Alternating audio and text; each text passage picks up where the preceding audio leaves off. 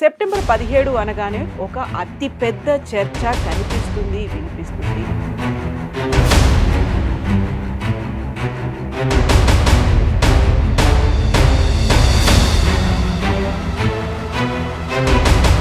విమోచన దినోత్సవం అంటే హైదరాబాద్ సంస్థానాన్ని మనం భారతదేశంలో కలపడం మాత్రమే కాదు, అప్పటిదాకా జరిగిన వాటన్నిటి కూడా అకృత్యాలు, అరాచకాలు విమోచనం కలిగింది అనేటువంటి భావన. మీరు దీన్ని ఎట్లా చూస్తున్నారు సార్? విమోచనం అనగానే మనకి హైదరాబాద్లో ఆపరేషన్ పోలో జరిగినప్పుడు నిజాం సరెండర్ చేశారు.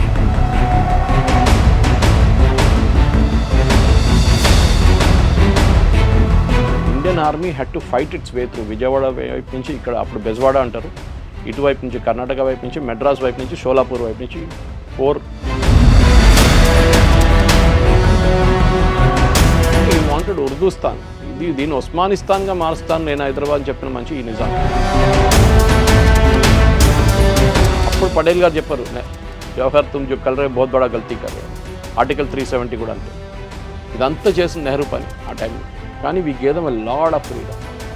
అది ఎన్నో అత్యాచారాలు, ఒక్కొక్క ప్లేస్ది పరకాల కానివ్వండి, మిగతా ప్లేస్ అన్ని.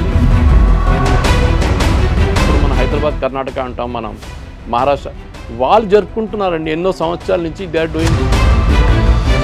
ఎందుకు చేయట్లేదు? అప్పుడు ఎందుకు భయపడుతున్నారు? హిస్టరీ మర్చిపోతుంది వీళ్ళైతే. History should never be forgotten. Telangana liberation day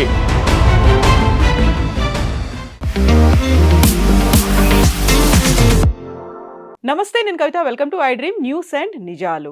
September 17 అనగానే ఒక అతి పెద్ద చర్చ కనిపిస్తుంది, వినిపిస్తుంది. అందులోనూ ప్రధానంగా హైదరాబాద్ సంస్థానం భారతదేశంలో విలీనం అయిందా, విమోచనం జరిగిందా, ఇందులో విద్రోహం అనే మాట కూడా ఎందుకని వినిపిస్తోంది, ఎందుకని సెప్టెంబర్ 17ని లిబరేషన్ డేగా మాత్రమే జరుపుకోవాలి అనేటువంటి భావన ఎందుకని పెరుగుతోంది? మనతో పాటుగా ఉన్నారు సీనియర్ జర్నలిస్ట్ సురేష్ కొచ్చాతిల్ గారు.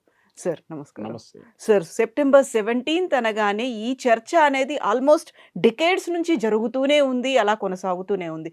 సెప్టెంబర్ 17 అంటే ఖచ్చితంగా అది విమోచన దినోత్సవం. అంటే హైదరాబాద్ సంస్థానాన్ని మనం భారతదేశంలో కలపడం మాత్రమే కాదు, అప్పటిదాకా జరిగిన వాటన్నిటి కూడా అకృత్యాలు, అరాచకాలు విమోచనం కలిగింది అనేటువంటి భావన.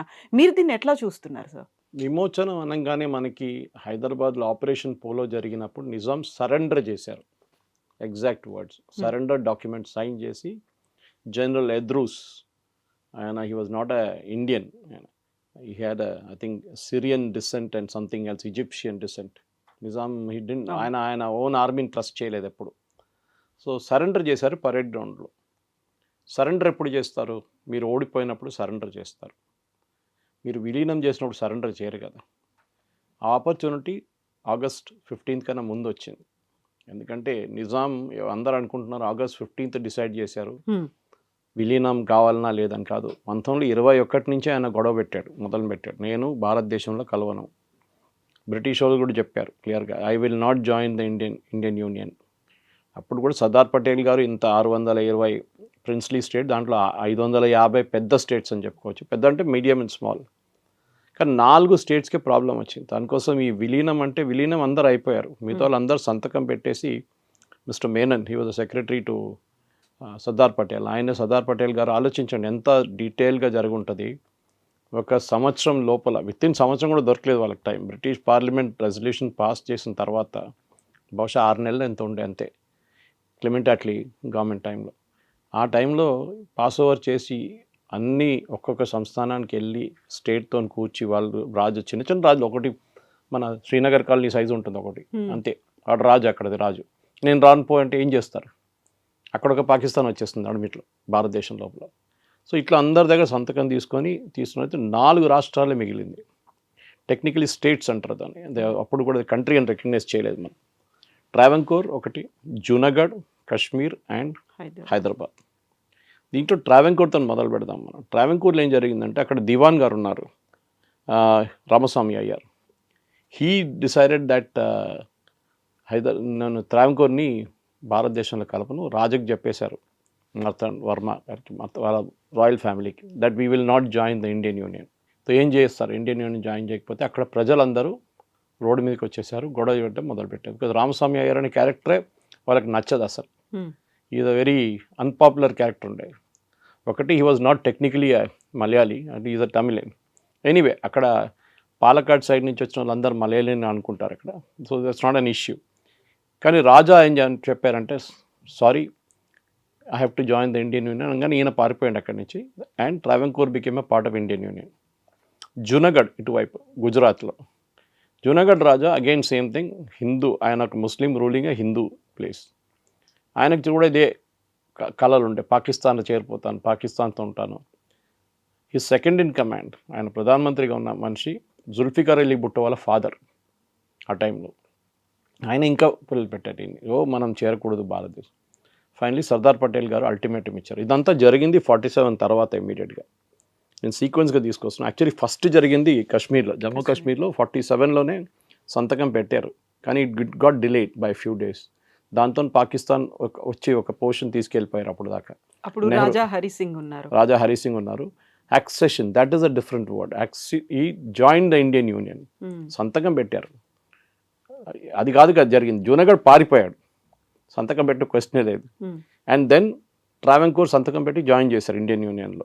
కొన్ని కండిషన్సే పెట్టారు వాళ్ళు. అక్కడ ఉన్న మహారాజా అయినా అంటే పద్మనాభ స్వామి గుడి అది it should not be under the control of the government, మేము చూసుకుంటాం గుడిని. They agreed. అప్పుడు సర్దార్ పటేల్ గారు వెరీ మ్యాగ్నానిమస్. కశ్మీర్ సార్ట్అవుట్ అయిపోయింది. కశ్మీర్లో రాజా హరిసింగ్ సైన్ చేశారు. Kashmir is exactly opposite Hyderabad. Hindu Raja ruling over Muslim population, majority ముస్లిం. ఇక్కడేమో ఒక నిజాం ముస్లిం పాపులేషన్ని, ఆయన ముస్లిం రాజా ఒక హిందూ పాపులేషన్ మీద రాజ్ చేస్తున్నారు. సో పటేల్ గారు జూనగఢ్ సార్ట్అవుట్ చేసుకున్నారు, కశ్మీర్ సార్ట్అవుట్ చేసుకున్నారు, ట్రావెంకోర్ సార్ట్అవుట్ చేసుకున్నారు. మిగిలింది హైదరాబాద్. భారతదేశం నడిమిట్లో ఒక పెద్ద రాష్ట్రంగా పాకిస్తాన్లో చేరిపోతాను ఫస్ట్ నిజాం కళలు ఉండే. జిన్నా గారు వచ్చారు, ఇక్కడ వచ్చి కలిశారు కూడా ఆయన్ని. ఇన్ఫ్యాక్ట్ చాలా ఇంట్రెస్టింగ్ డైలాగ్ ఉంది. ఐ థింక్ ఆ సినిమాలో కూడా చూపించారు ఎక్కడ కూడా ఇది. జిన్నా ఎప్పుడు సిగార్ తాగుతూనే ఉంటారు. నిజాం ముందు వచ్చి కూర్చొని సిగార్ తాగడం మొదలుపెట్టాడు. నిజాం కోపం వచ్చింది, ఎందుకంటే ఆయన ముందు ఎవరు తాగరు, సిగరెట్ తాగరు, ఏం తాగరు. మాట్లాడుతూ కూడా లో వాల్యూమ్లో మాట్లాడతారు అందరూ. ఈయనేమో జిన్నా ఇస్ టిపికల్ సూట్ వేసుకుని వచ్చి యారగెంట్ టైప్. సో అడిగారు నిజాం నీకేం కావాలంటే మాతో విలీనం అయిపోండి అన్నారు. నేను ఎవరి దగ్గర ఆర్డర్ తీసుకోను అన్నారు నిజాం. నేను నాది చూసుకుంటాను. యాక్చువల్లీ ఇన్నర్లో ఈ వాంటెడ్. ఆ టైంలోనే 20 కోట్ల రూపాయలు ఎంతో ఇచ్చారు పాకిస్తాన్కి, హైదరాబాద్ స్టేట్. ఎందుకంటే రేపు ఏమైనా హెల్ప్ కావాలంటే మేము మాకు హెల్ప్ ఇవ్వాలంటే అప్పుడు జిన్నా ఎప్పుడు చెప్పారంటే మేము చూసుకుంటాను. జిన్నా పాస్ట్ అవే ప్రతి ఎర్లీ. అంత మన ఇండిపెండెన్స్ కాగానే వాళ్ళకు ఒక రోజు ముందు వచ్చింది, మనకు 15th వచ్చింది. జిన్నా 6 or 8 months తర్వాత జిన్నా గారు పాస్ట్ అవే. కానీ హైదరాబాద్ ప్రాబ్లం ఎక్కడ మొదలైందంటే నిజాంకి ఎప్పుడు ఒక ఈగో ఉండే. నేనే లోకమంతా నాదే, లోకంలో అన్నిటికంటే రిచెస్ట్ మ్యాన్. రిచెస్ట్ అంటే ఏంటి? నిజాం పేదోళ్ళ దగ్గర నుంచి గుంజుకున్న డబ్బులు అది. వీళ్ళందరూ టైమ్ మ్యాగజైన్ కవర్లో richest man in the world, diamond కొనుక్కున్నాడు, రోల్స్ రాయ్స్ తీసుకున్నాడు. చెత్త కోసం వాడేవాడు రోల్స్ రాయ్స్. అది ఈ రాజు కాదు, not Nizam. It was another Raja in Rajasthan. ఆయన్ని ఒకసారి ఇన్సల్ట్ చేశారు లండన్లో వెళ్ళినప్పుడు. ఏంటి ఇది అని చెప్తే ఆయన సరే అని చెప్పి రోల్స్ రాయ్ ఆర్డర్ చేసి అక్కడ స్వీపింగ్ కోసం వాడుకున్నారు రాజస్థాన్లో. అది I don't remember the raja's name. Anyway, so Nizam ఏం చెప్పారంటే నేను భారతంలో విలీనం కానని ఆ రోజు రాసి ఇచ్చేశారు. సో ఇక్కడ బ్రిటిష్ రెసిడెన్సీ అని ఒక పోస్ట్ ఉండే, ఒకటి British residence. I think Kirk Patrick అనుకుంటా ఆయన పేరు. కోటి ఉమెన్స్ కాలేజ్ ఉంది చూడండి, దాట్ వాజ్ హిస్ హౌస్. కోటి ఉమెన్స్ కాలేజ్ రెసిడెన్సీ అంటారు. ఒక డొమినియన్ స్టేటస్గా ఉన్నప్పుడు కూడా ఆ ఏరియాలో నిజాం వాళ్ళ సైనికులు రారు. కోటి ఉమెన్స్ కాలేజ్ పక్కన, ఇప్పుడున్న కోటి ఉమెన్స్ కాలేజ్ పక్కన అంతా బ్రిటిష్ ఏరియా అని చెప్పుకున్నారు. అదే టైంలో సికింద్రాబాద్ మొత్తం బ్రిటిష్ వాళ్ళ చేతిలో ఉండే. ట్యాంక్ బండ్ యువతల కంప్లీట్గా మీరు ఇప్పుడున్న విక్రమ్పురి కానీ కార్ఖానా కానీ Trimulgherry was the main thing. Trimulgherry, Bolarum, Alwal ఇదంతా బ్రిటిష్ వాళ్ళ కంటోన్మెంట్ ఉండే. ఇప్పుడు కూడా మీరు వెళ్తే అన్ని బ్రిటిష్ బిల్డింగ్లు కనిపిస్తాయి. విన్స్టన్ చర్చిల్ ఇక్కడ హైదరాబాద్లో సికింద్రాబాద్లో ఉన్నప్పుడు ఉన్న ఇల్లు కూడా ఇప్పుడు కూడా ఉంది. ఆర్మీ వాళ్ళు మెయింటైన్ చేస్తున్నారు బాగా. చర్చిల్స్ డెన్ అని పిలుస్తారు. సో నిజాం ప్రాబ్లం ఏంటంటే ఆయనకి ఈ wanted be independent. Patel garu ఒప్పుకోలేదు. No, I will not agree to it. Nehru కొంచెం సాఫ్ట్ కార్నర్ నిజాంకి. ఉండనండి, 1 సంవత్సరం టైం ఇద్దామని చెప్పి ఒక అగ్రిమెంట్ సైన్ చేశారు, కాల్డ్ స్టాండ్ స్టిల్ అగ్రిమెంట్. అంటే ఎక్కడున్నాం అక్కడే ఉన్నాం. పటేల్ అప్పుడు కూడా ఏమన్నానంటే డిఫెన్స్, ఫైనాన్స్, ఎక్స్టర్నల్ అఫేర్స్, ఇంకా 2-3 మేజర్ డిపార్ట్మెంట్లు అంతా మేము చూసుకుంటాం. Hmm. మీరు ఇంటర్నల్గా మీరు నడిపించుకోండి. But these 5-6 department first agree చేశారు, దాని తర్వాత బ్యాక్అవుట్ చేశారు. ఓకే. ఎందుకంటే నిజాం దగ్గర కూడా ఆయన డిసిషన్ మేకింగ్ అంటే ఒక స్టేబుల్గా ఉండడు, ఒక అనదర్ వర్షన్ ఆఫ్ ట్రంప్ అనమాట. ఒకరోజు ఒకటి చెప్తాడు, నెక్స్ట్ డే ఇంకోటి చెప్తారన్నమాట. సో నిజాంకి ప్రాబ్లం అంటే లియాఖత్ అలీ కానీ వాళ్ళ ప్రధానమంత్రి కానీ, మిగతా దానికన్నా ముందు ఇంకో ప్రధానమంత్రి కానీ, వీళ్ళందరూ ఎవరు, కిషన్ ప్రసాద్ వెళ్ళిన తర్వాత Hyderabad was never stable politically. Maharaj Krishna Prasad ఉన్నప్పుడు, వాళ్ళ ఫాదర్ ఉన్నప్పుడు, ఈ నిజాం కన్నా ఫాదర్, వాళ్ళ ఫాదర్ ఉన్నప్పుడు స్టేబుల్గా ఉన్నారు. ఐ థింక్ 5th నిజాం తర్వాత I was out of favour Krishna Prasadji. So హైదరాబాద్లో జరిగిన అత్యాచారాలు, ఎందుకంటే అదే మెయిన్ ప్రాబ్లం ఉండే. ఈ 1930 తర్వాత 45-40కి వచ్చినప్పుడు కూడా భారతదేశానికి స్వాతంత్రం వస్తుందని తెలిసినప్పుడు కూడా ఒక 10 సంవత్సరాల ముందు నుంచి మనం చూసుకుంటే హిస్టరీ బుక్, మన డాక్టర్ భాస్కర్ యోగి గారు చాలా మంచి పుస్తకం రాశారు ఒకటి దీని గురించి తెలుగులో. I think I given you copy of that in English. దాంట్లో చాలా డీటెయిల్డ్గా రాశారు, విలేజ్ బై విలేజ్. ఆయన చాలా రీసెర్చ్ చేసి చాలా పుస్తకాలు రెఫర్ చేసి జర్మనీలో జర్మన్ జ్యూస్తో జరిగిన సెకండ్ వరల్డ్ వార్ తర్వాత హిట్లర్ దగ్గర జరిగిన ఆ జెనసైడ్ని కంపేర్ చేసుకోవచ్చు ఇక్కడ హైదరాబాద్లో జరిగిన రజాకార్ చేతిలో చనిపోయిన హిందువుల గురించి. వేలాది మంది హిందువులు చనిపోయారు. మహిళల్ని అత్యాచారం చాలా మటుకు చేశారు, రేప్ చేశారు, చాలా మటుకు చంపేశారు. పాటలు పాడిన వాళ్ళని కూడా వెంటబడ్డారు. ఆలోచించండి, బతుకమ్మని ఆడినారు. బతుకమ్మ ఒక స్టోరీ చాలా ఉన్నాయి. బతుకమ్మ చెప్పుకుంటూ పోతే మనకు 2-3 గంటలు కావాల్సి వస్తుంది ఏం జరిగింది అనేది ఆ టైంలో. ఈవెన్ మున్షి గారు కూతురు అండ్ సన్నిలో ట్రైన్లో వెళ్తే వాళ్ళని కూడా దింపారు, కానీ వాళ్ళకి తెలియలేదు వాళ్ళని చెప్పేసి. ట్రైన్ నుంచి ఎంతోమందిని గుంజుకొని కిందకి తీసుకొచ్చి చంపేశారు. వీళ్ళ పేర్లతో సహా ఉంది మన దగ్గర రికార్డు, పేర్లతో సహా. కానీ గవర్నమెంట్ ఆఫ్ ఇండియా ఆ రోజు ఆపరేషన్ పోలో జరిగిన తర్వాత September 17, 1948 ఇండియన్ యూనియన్లో లిబరేట్ చేసి హైదరాబాద్ సరెండర్ యాక్సెప్ట్ చేసిన తర్వాత కాజిం రిజ్వీ ద మెయిన్ విలన్, అంటే మన హిట్లర్ కన్నా ఒక 10 స్టెప్స్ అహెడ్ ఆయన. అంతా బ్లడ్ థ్రస్టీ అన్నమాట. ఆయన్ని జైల్లో ఉంచారు కొన్ని రోజులు, దాని తర్వాత ఆయన్ని పాకిస్తాన్ పంపించేశారు. ఎందుకు చేశారో తెలియట్లేదు, నెహ్రూ గారు ఎందుకు చేశారని. We should not have agreed, ఎందుకంటే హీ వాజ్ రెస్పాన్సిబుల్. ఇప్పుడు ఇప్పుడు మన జ్యూస్ గురించి హిట్లర్కి టైంలో జరిగిన అత్యాచారాలకి వాళ్ళ మొత్తం entire Hitlers second in command, third in command అందరినీ తర్వాత న్యూరంబర్గ్ ట్రయల్స్కి తీసుకొచ్చారు. ఈవెన్ సెక్యూరిటీ గార్డ్ని వాళ్ళు తీసుకొచ్చారు, ట్రయల్ చేసి హ్యాంగ్ చేసేస్తారు, ఉరి చేసేస్తారు. ఇక్కడ కూడా జరగాలి ఉండే, ఎందుకు జరగలేదు? అది మన నెహ్రూ గారి ముస్లిం ప్రేమతోనే జరిగిందనమాట. Anyway it's a separate story. కానీ హైదరాబాద్లో జరిగిన అత్యాచారాల గురించి ఇక్కడున్న పిల్లలకు తెలియదు. ఇప్పుడు పరేడ్ గ్రౌండ్లో ఒక ఎగ్జిబిషన్ పెట్టారు, చాలామంది పిల్లలు వస్తున్నారు, బస్సులో వచ్చి చూసి వెళ్ళిపోతున్నారు. కానీ పిల్లలకి అసలు ఏం జరిగింది అనేది టెక్స్ట్ బుక్స్లో ఉండాలి. మన టెక్స్ట్ బుక్స్లో ఎక్కడ లేదు. టెక్స్ట్ బుక్లో మ్యాక్సిమం ఉంటుంది operation polo, major general Chaudhuri, Rudra, ఇట్లాంటి పేర్లు మీకు వినిపిస్తుంది అంతే, రాజేందర్ సింగ్ జీ. కానీ అది 3 రోజులే ఉండే ఆపరేషన్ పోలో. 13th మొదలైంది, 17th ఫినిష్ అయిపోయింది. కానీ హైదరాబాద్ స్టేట్ అనగానే మన హైదరాబాద్ సిటీ అనుకోకూడదు. It was right till Manmad దాకా ఒకవైపు, ఇటువైపు బీదర్ వైపు. సో కర్ణాటక, మహారాష్ట్ర అండ్ తెలంగాణ, ఆంధ్ర వైపు ఎక్కువ లేకుండే టిల్ మెడ్రాస్. ఈ హైదరాబాద్ స్టేట్ని ఇక్కడ జరిగిన ఎంతమందిని చంపారు అని తీసి లిస్ట్ తీస్తే మీకు 2000 నుంచి 3000 మంది పేర్లు వస్తాయి మీకు, రికార్డెడ్ నేమ్స్ ఫ్రమ్ ఆర్కైవ్స్. వాళ్ళ ఫ్యామిలీస్ ఇప్పుడు కూడా మనకు తెలుసు ఏమేమి అత్యాచారాలు జరిగినాయి, ఎంతమందిని ఒకటేసారి చెట్టుకు వేలాడదీశారు, ఉరి తీశారు. అట్లాంటి చాలా ఇన్స్టెన్సెస్ ఉన్నాయి.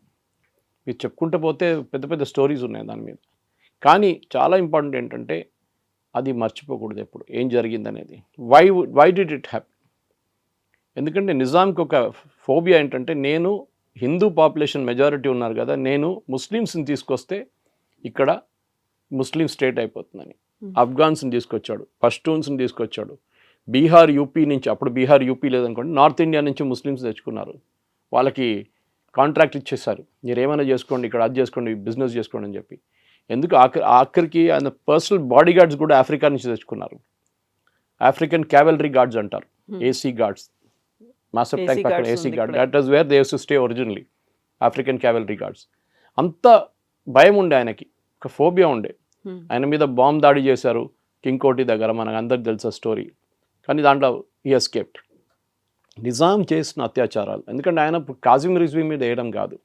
సో మీరు ఫైనల్ అనాలిసిస్లో అడగొచ్చు, ఇది విలీనమా విమోచనమే. ఎందుకంటే Indian army had to fight it's way through. Vijayawada వైపు నుంచి, ఇక్కడ అప్పుడు బెజవాడ అంటారు, ఇటువైపు నుంచి కర్ణాటక వైపు నుంచి, మెడ్రాస్ వైపు నుంచి, షోలాపూర్ వైపు నుంచి 4 లింక్స్ ఆఫ్ ఇండియన్ ఆర్మీ వచ్చారనమాట. లాస్ట్ పరేడ్ గ్రౌండ్లో కలిశారు అందరు కలిసి. సో హైదరాబాద్లో స్టేట్లో జరిగిన అత్యాచారాల గురించి ఒక డీటెయిల్గా ఎంక్వైరీ జరగాల్సి ఉండే, ఇప్పుడు జరగలేదు. చాలామంది ఇప్పుడు ఎవరు లేరు అనుకోండి, ఆ జనరేషన్లో ఎవరు లేరు ఇప్పుడు, కానీ ఉన్నారు చాలామంది. దాశరథి పోయిటరీ ఆ టైంలో ఎంత బ్యూటిఫుల్ పోయిటరీ రాశారంటే తెలుగులో, భాస్కర్ గారి పుస్తకాలు ఉన్నాయి అదంతా. సో ఈ పిల్లలకి, ఇప్పుడున్న పిల్లలకి ఈ స్టోరీ చెప్పాలండి కవిత గారు. It is very very important. మన ఇండిపెండెన్స్ మూవ్మెంట్లో కూడా చూడండి, అహోం రాజుల గురించి ఎక్కడ ఒక మెన్షన్ లేదు. 800 సంవత్సరాలు అస్సాంలో కాలు పెట్టిన ముగల్స్ని అహోం రాజులు. ఇక్కడ రాణి అబ్బక్క ఉల్లాల్ మ్యాంగ్లూర్ దగ్గర మొత్తం 3000 మంది పోర్చుగీస్ని చంపినారు. ఎక్కడ ఆమె మెన్షన్ లేదు. ఇది మన హిస్టరీ. ఎవరు రాశారు మన హిస్టరీ? ఇర్ఫాన్ హబీబు, రొమీలా థాపర్ లాంటి వాళ్ళు లెఫ్టిస్ట్. ఇక్కడ కూడా లెఫ్టిస్ట్. ఎందుకంటే ఆంధ్ర మహాసభ గురించి ఇక్కడ మన అందరికి తెలుసు. హైదరాబాద్ స్టేట్లో ఆ టైంలో స్వామి రామానంద తీర్థ కాంగ్రెస్ చీఫ్గా ఉండి ఆయన చేసిన పోరాటాలు చాలా ఉన్నాయి. కానీ ఇక్కడ అందరికన్నా దుర్మార్గం పనిచేస్తున్న కమ్యూనిస్ట్ వాళ్ళు రష్యాకి వెళ్ళారు ఆ టైంలో. ఇక్కడ నడుస్తున్న గొడవకి తెలిసిపోయింది వాళ్ళకి, ఇప్పుడు భారతదేశానికి స్వాతంత్రం వచ్చేస్తుంది, హైదరాబాద్ విలీనం అయిపోతుంది, మనం ఏం చేయాలి, మన రోల్ ఏమైపోతుందని స్టాలిన్ వెళ్ళి కలిశారు రష్యాలో. మన దగ్గర నుంచి ఒక డెలిగేషన్ వెళ్ళింది అక్కడికి. స్టాలిన్ ఒక మ్యాప్ తీసి హైదరాబాద్, అప్పుడున్న హైదరాబాద్ స్టేట్ మ్యాప్ తీసి ఇక్కడ నుంచి నాకు సీ రూట్ చూపించండి అని చెప్పారు. సముద్రం ఎక్కడ ఉంది? సముద్రం లేకుండా ఏ దేశం బతకలేరు. నేపాల్ పరిస్థితి చూస్తున్నాం కదా ఇప్పుడు. సముద్రం కావాల్సిందే, ఎందుకంటే అక్కడి నుంచి మనకి యాక్సెస్ ఉంటుంది, అన్ని షిప్స్ వస్తుంది, మిగతా అన్నీ వస్తుంది. లేదని చెప్పారు.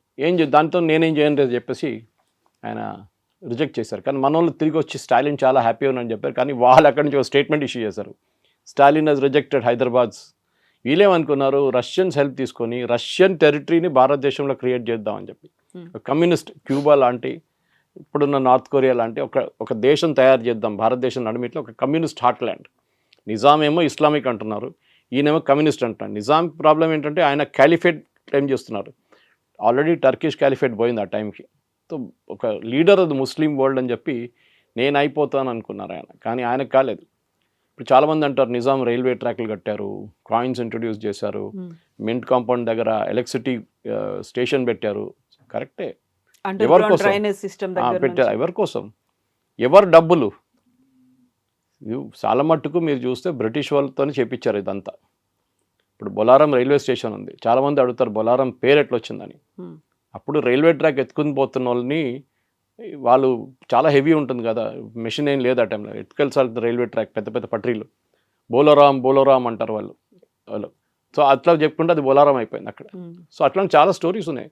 సో బ్రిటిష్ వాళ్ళు డెవలప్ చేసింది చాలా మటుకు ఇన్ఫ్రాస్ట్రక్చర్ మన దగ్గర ఉంది. కానీ హైదరాబాద్లో జరిగిన అత్యాచారాలకి ఇవాళ దాకా ఎవరు జవాబు చెప్పట్లేదు. ఇప్పుడు ఓవైసీ గారు ఏమంటారంటే, యాక్చువల్లీ ముస్లిం చంపారు చాలామంది, సుందర్లాల్ కమిషన్ అని చెప్పి ఏదో కమిషన్ పెట్టారు నెహ్రూ.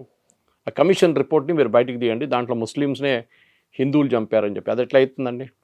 నిజాం పరిపాలిస్తున్నాడు, కాజిం రిజ్వీ రజాకార్లు ఉన్నారు, వేలాది మందిని చంపితే హిందువులు ఎట్లా చనిపోయారండి? హిందువులనే చంపారు వాళ్ళు, ముస్లిమ్స్ ఎట్లా చనిపోయారు? మళ్ళీ అది ఏమైందంటే ఇండియన్ ఆర్మీ వస్తున్నప్పుడు ఇండియన్ ఆర్మీ చాలామంది రజాకార్లని చంపారు. విజయవాడ వైపు కానీ బెజవాడ వైపు నుంచి వచ్చినప్పుడు కానీ ఇక్కడ బీబీనగర్ దగ్గర చాలా మటుకు బ్రిడ్జులు వీళ్ళు పేల్చడానికి ట్రై చేశారు. దాంట్లో చాలామంది వాళ్ళే చనిపోయారు, బాంబులు ముందే వెళ్ళిపోయిందనమాట. అది కాకుండా బీదర్ ఎయిర్ ఫోర్స్ దాని మీద బాంబింగ్ చేశారు ఇండియన్ ఎయిర్ ఫోర్స్. అప్పుడు ఇండియన్ ఎయిర్ ఫోర్స్ చాలా న్యూగా కొత్తదండి, అప్పుడు ఒక సంవత్సరం కూడా కాలేదు. సో మన in fact the commander of the operation butcher was a Britisher. And ఆయన పటేల్ గారు పిలిచి హైదరాబాద్లో ఆపరేషన్ పోలో స్టార్ట్ చేయండి అని చెప్పారు. అప్పుడు ఈయనేమన్నారు, నా 13th స్టార్ట్ ఎట్లా చేస్తాం సార్, 13th అన్లక్కీ నెంబర్ అని చెప్పారు. సో గుజరాతీస్కి 13 is a lucky number. Patel గారు చెప్పారు 13th ఎందుకు, మాకు లక్కీ నెంబర్ ఇవాళ స్టార్ట్ చేసుకోని చెప్పారు ఆపరేషన్ పోలో. నీకు అంత ప్రాబ్లం అంటే 12వ తారీఖు స్టార్ట్ చేద్దామన్నాను. బుచ్చర్ అగ్రీ చేయలేదు. Bucher said no, I will not participate. అనగానే పటేల్ గారు రాజేందర్ సింగ్కి కమాండ్ ఇచ్చారు, యూ గో అని చెప్పారు. ఇప్పుడు కూడా బొలారంలో యాప్రాల్ వైపు పెద్ద ఇన్స్టిట్యూట్ ఉంది, ఆర్ఎస్ఐ ఇన్స్టిట్యూట్ ఉంది, Rajender Singh institute is named after him. So హైదరాబాద్లో జరిగిన ఆ అల్లర్ల గురించి ఇక్కడున్న ప్రజలకి అస్సలు ఏ ఐడియా లేదు. కే ముంచి గారు ఒక బుక్ రాశారు. దాన్ని తెలుగు ట్రాన్స్లేషన్ చేసి రాకా సుధాకర్ గారు రేపు అనుకుంటాను 17th రోజు భద్రకా రిలీజ్ కాలేజీలో చేశారు. ఫంక్షన్ పెట్టారు, రిలీజ్ దాన్ని తెలుగు వర్షన్ అనమాట.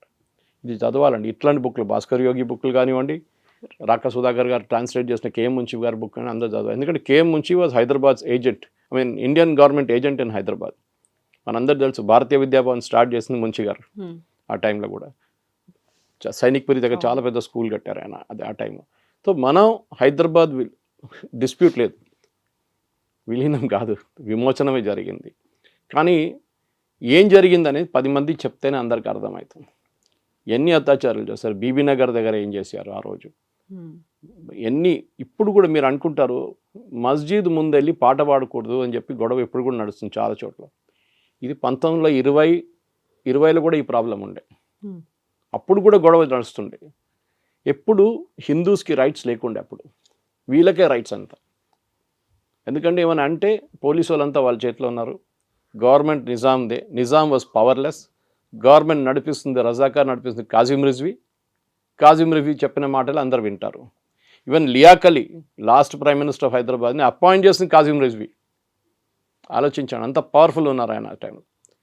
నిజాంకి సరెండర్ చేయడానికి మన ఆల్ ఇండియా రేడియో, మన పబ్లిక్ గార్డెన్స్ ముందు ఆల్ ఇండియా రేడియోలో, డెక్కన్ రేడియో దాని పేరు, ఆ టైంలో అనౌన్స్ చేయడానికి వెళ్ళారు, నేను సరెండర్ చేస్తున్నాను అని చెప్పి. ఆపారు కాజిం రిజ్వీ, మీరు సరెండర్ చేయకూడదు అని చెప్పేసి. ఆలోచించండి, అంత పవర్ఫుల్ ఉండే ఆయన. కానీ ఇల్ ప్రిపేర్డ్ ఆర్మీ, ఎందుకంటే వాళ్ళ దగ్గర ఎక్కువ ఏం చెప్తారు ఆయుధాలు లేవు, ఏం లేవు. సిడ్నీ కాటన్ అని ఒక బ్రిటిషర్ ఉండే, ఆయన మన Hakimpet Bidar air force base use చేసి, ఆ టైంలో కూడా ఉంది హకీంపేట్ బీదర్ అంతా, అక్కడ ఆయుధాలు తీసుకొని ట్రై చేశారు, తీసుకొచ్చారు కానీ వాడలేకపోయారు అది ఇండియన్ ఆర్మీ వచ్చేదాకా. సో హైదరాబాద్ ఈ విలీనం అని చెప్తారు కమ్యూనిస్ట్ వాళ్ళకి, కానీ కమ్యూనిస్ట్ వాళ్ళు లాస్ట్ ఆ లైన్ యూజ్ చేశారు. That's irony of it. విమోచనానికి కొట్లాడిన కమ్యూనిస్టులు ఆంధ్ర మహాసభ నుంచి బయటికి వచ్చి వాళ్ళు ఫస్ట్ దాంట్లో ఉన్ని దూరిపోయారు మెల్లగా. మన కాంగ్రెస్ వాళ్ళకి తెలియదు వీళ్ళు కమ్యూనిస్ట్ వాళ్ళు ఎట్లా గేమ్ ఆడతారని. లాస్ట్కి వాళ్ళకి తెలిసింది. అది చాలా పెద్ద పెద్ద ఫిగర్స్ ఉన్నారు, కొండా లక్ష్మణ్ బాపూజీ గారు కానివ్వండి, కేవీ రంగారెడ్డి గారు, పెద్ద పేర్లు చెప్పుకుంటే పోతే మేధావులు ఉన్నారనమాట. కానీ ప్రాబ్లం వాజ్ ఈ కమ్యూనిస్ట్ వాళ్ళు ఏం చేశారు, మొత్తం మూమెంట్ని హైజాక్ చేసేసారు. నిజాం వ్యతిరేకంగా కొట్లాడే బదులు ట్రాక్ మార్చేసి జమీందారులు, పట్వారీలు, దేశ్ముఖీలు వీళ్ళు పెద్ద నిజాం కన్నా డేంజరస్ అని చెప్పి కమ్యూనిస్ట్ వాళ్ళు వాళ్ళ మీద దాడి చేయడం మొదలుపెట్టారు. తెలంగాణ సాయుధ రైతాంగ పోరాటం అనేది కూడా కరెక్ట్. ఇప్పుడు ఆలోచించి అదే నక్సలిజం తర్వాత నక్సలిజంగా మారింది. కమ్యూనిస్ట్ వాళ్ళకి ఇనిషియల్ ఏముండే, నేను చెప్పినట్టు వాళ్ళకి కమ్యూనిజం ఇక్కడ ఒక కమ్యూనిస్ట్ స్టేట్ తయారు చేయాలని ఉండే వాళ్ళ స్ట్రాటజీ. నిజాం ఎట్లని పోతాడులే, భారతదేశంలో విలీనం కాకూడదు, ఇది కమ్యూనిస్ట్ స్ట్రాటజీ ఉండే ఆ టైంలో. మగ్దూన్ మొయిదీన్ చాలామంది ఉన్నారు పేర్లు చెప్పుకుంటూ పోతే. సో కమ్యూనిస్ట్ వాళ్ళ రోల్ కూడా దీంట్లో ఎగ్జామిన్ చేయాల్సింది, ఎందుకంటే again it's a big subject. వాళ్ళు చేసిన అత్యాచారాలు, వాళ్ళు చేసిన కుట్రలు చాలా ఉన్నాయి దీంట్లో. భారతదేశంతో ఉన్న మనుషులు ఒకరోజు ట్రాకే మార్చేశారు. MIM party communal, MIM party అందరూ హిందువులు చంపుతున్నారని చెప్పి ఎంఐఎం పార్టీని ఒక్కటే రోజులో మొత్తం ట్యూన్ మార్చేసి ఎంఐఎం చాలా secular party, MIM should be respected అని చెప్పి స్టోరీ మార్చేశారు కమ్యూనిస్ట్ వాళ్ళు. I'm talking of 1930, 1940. ఇది కమ్యూనిస్ట్ వాళ్ళ యాక్చువల్ రోల్. సో ఇక్కడున్న ఆర్య సమాజ్ కానివ్వండి, Arya Samaj had a great role, చాలా పెద్ద రోల్ ప్లే చేశారు ఆర్య సమాజ్. కాంగ్రెస్ కూడా మనం క్రెడిట్ ఎక్కడ ఇంగ్లీష్లో అంటారు give credit where it is due అని చెప్పి, కాంగ్రెస్ వాళ్ళు కూడా స్వామి రామానంద తీర్థ కానీ మిగతా వాళ్ళందరూ they really fought for it. చెప్పుకుంటూ పోతే పెద్ద లిస్ట్ ఉంది కాంగ్రెస్ లీడర్స్ కూడా. కానీ ఆ టైంలో జరిగిన దాంట్లో ఆర్య సమాజ్ని పక్కన పెట్టారు. తర్వాత కమ్యూనిస్ట్ వాళ్ళు అందరికన్నా పెద్ద గొడవ కమ్యూనిస్ట్ వాళ్ళు ఏం భయం ఉండంటే హిందువులు కంప్లీట్ యునైటెడ్ అయిపోతారు. అప్పుడు ఒక జనసంఘ్ లేదు, ఎవరు లేరు ఆ టైంలో. Arya Samaj was representing Hindus ఆ టైంలో. ఆర్య సమాజ్కి రోల్ ఇవ్వకూడదు, ఆర్య సమాజ్ దీంట్లో రోల్ లేదని చెప్పాలని చెప్పి వాళ్ళు చాలా ట్రై చేశారు. అది మనకు అందరికి తెలుసు ఆర్య సమాజ్ ఏం చేశారు ఆ టైంలో. వాళ్ళు స్పెషలీ గర్వాపసి చేయడంలో చాలా మటుకు వాళ్ళు ట్రై చేశారు ఆ టైంలో. అది కాకుండా హిందువుల్ని జాగృతం చేయడానికి ఎక్కడెక్కడ వరంగల్ నుంచి మొత్తం తెలంగాణ మొత్తం వాళ్ళు తిరిగారు వాళ్ళ ట్రూప్స్. ఎక్కడెక్కడ వాళ్ళ దాంట్లో కూడా చాలామందిని చంపారు రజాకారులు. సో ఆర్య సమాజ్ రోల్తోనే కాంట్రవర్సీ స్టార్ట్ అయింది. ఆంధ్ర మహాసభని ఫస్ట్ ఉన్న ఎడిషన్లో, సెకండ్ ఉన్న edition, third, fourth conference, fifth conference అది బాగా జరిగింది. Yeah. కానీ లాస్ట్కి వచ్చేదాకా మొత్తం స్టేజ్ మీద కొట్టుకున్నారు. They said we are nothing to. ఇంకా చెన్నారెడ్డి గారు అందరూ ఉన్న టైంలో వీళ్ళు వెళ్ళిపోయారు స్టేజ్ మీద నుంచి, కాంగ్రెస్ లీడర్స్ అందరూ. మాకు వద్దు, వీళ్ళతో అసలు సంబంధమే లేదని చెప్పి, ఆంధ్ర మహాసభతో మనం కమ్యూనిస్ట్ వాళ్ళు హైజాక్ చేసుకున్నారని చెప్పి. So forget the story of surrender జరిగింది. ఆ పిక్చర్ ఇప్పుడు కూడా ఉంది. తర్వాత పటేల్ గారు బేగంపేట ఎయిర్పోర్ట్ వచ్చినప్పుడు దండం పెట్టి నిజాం దండం పెట్టారు ఆయనకి.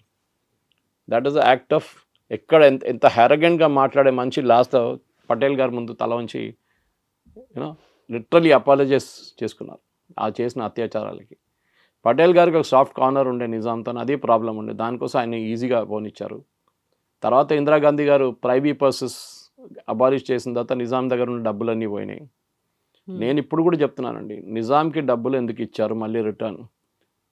ఇప్పుడు మనకు ఇప్పుడు కూడా అంటాం జేకబ్ డైమండ్ ఉంది 400 కోట్లు. ఎవరు డబ్బులు అండి? ఎవరబ్బా సొమ్ములు ఇదంతా? ఎవరయ్యే సొమ్ములు ఇదంతా ప్రజల సొమ్ము. అది తీసుకొని ఆడుకున్నారు వీళ్ళు. ఇప్పుడు ఆలోచించండి, ఇప్పుడు ఇండియాలో భారతదేశంలో ఉన్న గవర్నమెంట్ ప్రజలు డబ్బులు అన్నీ తీసుకొని డైమండ్లు కొనడము, గోల్డ్ కొనడము, రోల్స్ రాయ్స్ కొనడం పెట్టుకుంటే ఎట్లా ఉంటుందని. పేదోళ్ళు ఇక్కడ తెలంగాణ వైపులో ఆ టైంలో తినడానికి తిండి లేదు. మీరు పండించిన పంటకి ఒక పార్ట్ నిజాంకి వెళ్తుంది, లేకుంటే అక్కడున్న పట్వారీలు, పటేళ్ళు, దేశ్ముఖ్లు వాళ్ళకి జమీందారులకు పోతుంది. హైదరాబాద్లో జాగీర్దార్ కాలేజ్ పెట్టారు, ఇప్పుడు హెచ్పిఎస్ హైదరాబాద్ పబ్లిక్ స్కూల్. వాళ్ళకి కావాల్సిన ఇన్ఫ్రాస్ట్రక్చర్ అన్నీ క్రియేట్ చేసుకోండి. నిజాం కాలేజ్, ఉస్మానియా యూనివర్సిటీ పెట్టారండి, Urdu medium. Why Urdu medium? Telugu ఏమైందండి? తెలుగు ఎందుకు పెట్టలేదు? వందే మాత్రం రామచంద్రరావు గారి పేరు ఎవరు మర్చిపోరు. అండ్ అదే చెప్తాను, నేను నాకు సడన్గా ఈ అడిగినప్పుడు రీకలెక్ట్ చేయడానికి ఇన్ని పేర్లు మైండ్ నుంచి రావట్లేదు. ఆ రోజు కొట్లాడిన చాలామంది, నరసింహారావు గారు ఉన్న ఎడ్యుకేషన్ కూడా ఆ టైంలో ఉస్మాన్ యూనివర్సిటీలో జరిగింది. ఎందుకు ఉర్దూ? ఎందుకంటే హీ వాంటెడ్ ఉర్దూస్తాన్, దీన్ని ఉస్మానిస్తాన్గా మారుస్తాను నేను హైదరాబాద్ అని చెప్పిన మంచి ఈ నిజాం. కానీ ఆయన కళ్ళల మీద మొత్తం పోయింది ఈ ఆపరేషన్ పోలోతో. ఎందుకని ఎప్పుడు అనుకోలేదు పటేల్ గారు ఇట్లాంటి ఒక డిసిషన్ తీసుకుంటారు. ఎందుకంటే Nehru was supporting all through. Nehru ఎప్పుడు చెప్పారు నిజాంకి, ఏం కాదులే అని చెప్పి. ఎవరు వాళ్ళని యునైటెడ్ నేషన్ పంపించడానికి రెడీగా ఉన్నారని భారతదేశం ఎందుకు అంగీకరించుకున్నారు? అక్కడే అబ్జెక్ట్ చేయాలండే, that you cannot go to United Nations, you are a part of India అని చెప్పలేదు. నెహ్రూ గారు సాఫ్ట్ కార్నర్. కశ్మీర్ మన దగ్గర నుంచి ఇప్పుడు పోయిన పాకిస్తాన్ ఆక్యుపైడ్ కశ్మీర్, ఆ రోజు 2 రోజుల ముందు డిసిషన్ తీసుకుంటే ఆ టెరిటరీ మన చేతిలో ఉంటుండే.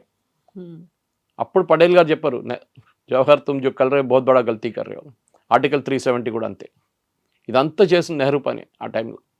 హైదరాబాద్ ఈజీగా మీరు 48 దాకా వెయిట్ చేయక్కర్లేదు, 47లోనే మనకు వచ్చేస్తుండే. చాలామంది చంపిన వాళ్ళు, వీళ్ళు రజాకాలు చంపిన చాలామంది బతుకుంటుంటాయి ఆ టైంలో. కానీ we gave them a lot of freedom. అది ఎన్నో అత్యాచారాలు, ఒక్కొక్క ప్లేస్ది, పరకాల కానివ్వండి, మిగతా ప్లేస్లో అన్నీ. దాన్ని ఇప్పుడున్న పిల్లల్ని తీసుకెళ్ళి అక్కడ తీసుకెళ్ళి చూపించాలండి. తెలంగాణలో ఈ స్కూల్లో పిల్లల్ని తీసుకెళ్ళండి, వాళ్ళకి చూపించండి ఇక్కడ జరిగింది, చెట్టు మీద ఎంతమందిని ఎక్కించారని చెప్పేసి, ఎంతోమందిని ఊరేసి అక్కడ చంపారు అని. అది కదా, that history is not known today. ఇప్పుడున్న పిల్లలకి తెలియదు అదంతా, ఎందుకంటే దాచిపెట్టేస్తారు. ఎందుకంటే అప్పుడే కమ్యూనల్ అయిపోతుంది. దానికోసం ఈ డిబేట్ అంతా ఎందుకు, విలీనమా అదా ఇది, ఎందుకంటే ఇప్పుడు కూడా రజాకార్ అంటే ఎంఐఎం అంతా సేమ్ కనెక్షనే కదా వాళ్ళది. Owaisi is a sophisticated Razakar, అంతే, ఇంకేం లేదు. What ever said and educated barrister అట్లా. సో ఆయన మాట్లాడుతున్నారు, అందరికి అనిపిస్తుంది చాలా మంచి ఎడ్యుకేటెడ్, మంచి. మోదీ గారు పంపించారు ఆయన్ని అబ్రాడ్ ఆపరేషన్ సింధూర్ తర్వాత. It's all correct. కానీ హిస్టరీ ఎప్పుడు మర్చిపోకూడదు. వాళ్ళ పూర్వీకులు ఏం చేస్తారు మన మీద, హిందువుల మీద ఎంత అత్యాచారాలు చేశారు, మన మహిళలు ఎంతమంది చెప్పారు. ఆ పాట మర్చిపోకూడదు, బండెనక బండి కట్టి 16 బండ్లు కట్టి అని. అది ఎక్కడి నుంచి వచ్చిందా అంతా? There's a dispute on who road the song, అది డిఫరెంట్. అందరూ తెలిసి ఎవరు రాశారంటే దాని తర్వాత కమ్యూనిస్ట్ వాళ్ళు అక్కడ కూడా క్రెడిట్ కొట్టడానికి ట్రై చేశారు వాళ్ళు. సో అప్పుడున్న అరెగెన్స్ కోసం, అప్పుడున్న మీరు ఇది కేరళలో చూడండి, అక్కడ జరగలేదు. ఇది తమిళనాడులో మీరు విన్నారు, అక్కడ లేదు ఈ ప్రాబ్లం. ఇది ఉన్నది తెలంగాణ రీజన్. అంటే బేసిక్లీ మన ఓల్డ్ హైదరాబాద్ స్టేట్. ఇప్పుడు మన హైదరాబాద్ కర్ణాటక అంటాం, మనం మహారాష్ట్ర. వాళ్ళు జరుపుకుంటున్నారండి ఎన్నో సంవత్సరాల నుంచి. దే ఆర్ డూయింగ్ విమోచన దినం. మన దగ్గర ఇక్కడ పెట్టమంటే ఏడుస్తున్నారు. బీజేపీ వచ్చిన తర్వాత, మోదీ గారు వచ్చిన తర్వాత పెట్టారు. ఇప్పుడు అది కూడా వాళ్ళు వచ్చిన తర్వాత చాలా సంవత్సరాల తర్వాత పెట్టారు ఒఫీషియల్ ఫంక్షన్గా.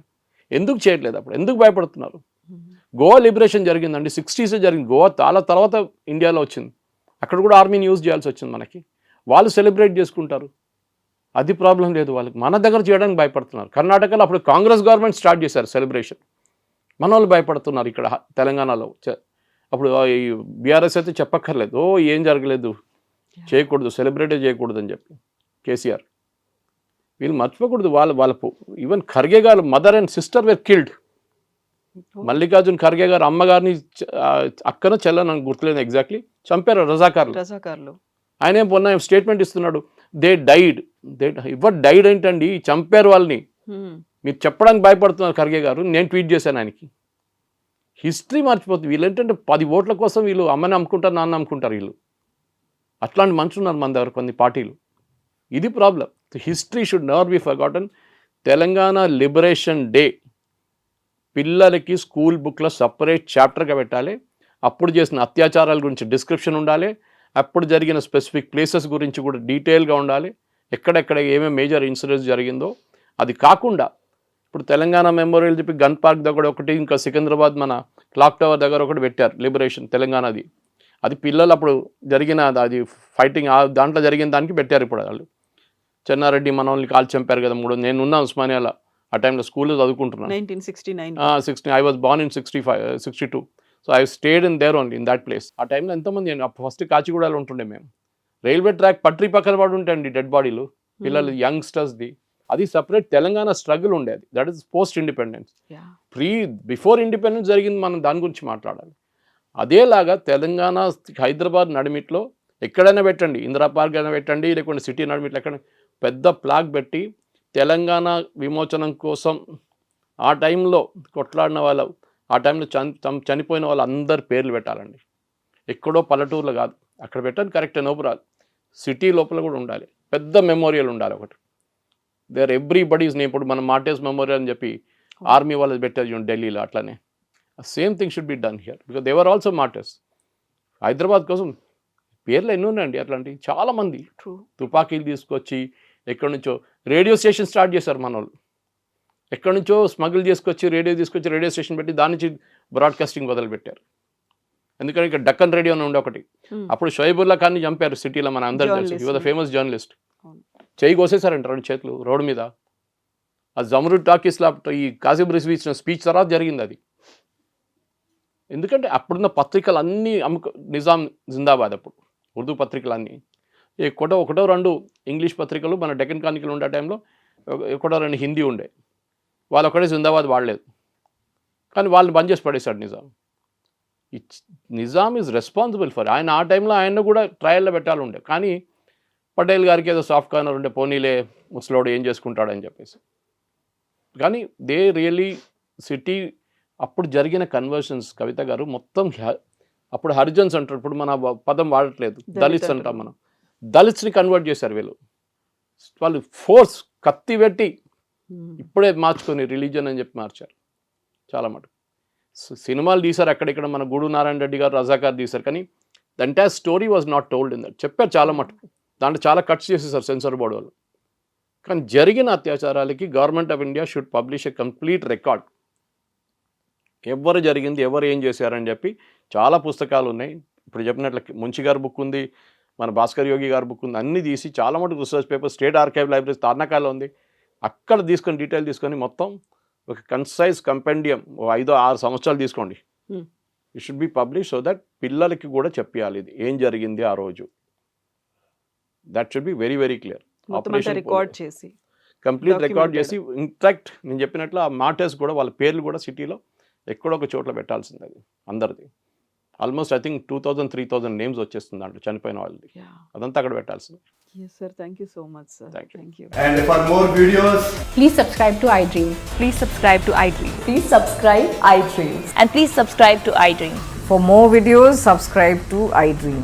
please like, share and subscribe to the channel. Congratulations, iDream. Subscribe to iDream. Subscribe to iDream. So subscribe to iDream Media. iDream ki iDream team andarki huge congratulations. Please subscribe iDream Media. Please subscribe to iDream. Subscribe iDream. Please subscribe to iDream. iDream అంటే నా కళల ఛానల్ను subscribe చేసుకున్న నోరు తిరుగుతలేదు, మీరైతే గంట గుర్తు కొట్టండి. For more such videos, please subscribe to iDream. Subscribe to iDream. Please subscribe to iDream. Please subscribe iDream Media. Please do subscribe to iDream. Please subscribe to iDream Media. For best entertainment and information, please subscribe iDream. And don't forget to subscribe to iDream.